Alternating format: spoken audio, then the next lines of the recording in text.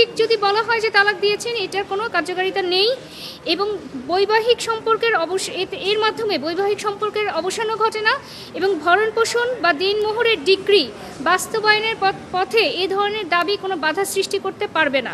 আদালত আরও স্পষ্ট করেছেন যে ফ্যামিলি কোর্ট বিবাহ, তালাক, দেনমোহর, ভরণপোষণ এবং বৈবাহিক অধিকার বিরোধ নিষ্পত্তির একমাত্র এখতিয়ার ফ্যামিলি কোর্টের।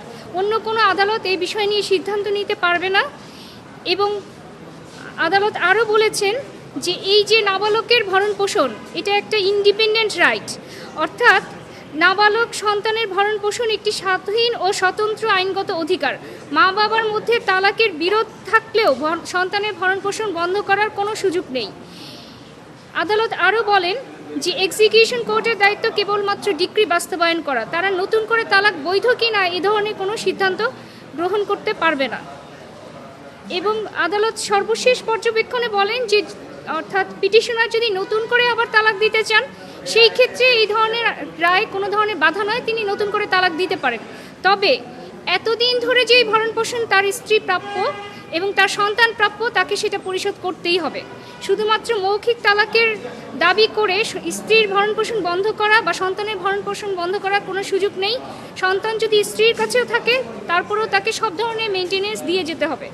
এবং চূড়ান্ত আদেশে আদালত এই যে পিটিশনার মিস্টার নজরুল ইসলাম, ওনার রুল খারিজ করে দিয়েছেন, নিম্ন আদালতের আদেশ বহাল রেখেছেন এবং একই সাথে তাকে সব ধরনের বকেয়া পরিশোধ এবং এত বছর ধরে অর্থাৎ গত 10 বছর ধরে যত রকম বকেয়া পান সেই বকেয়াগুলো ভরণপোষণগুলো পরিশোধের নির্দেশ দিয়েছেন।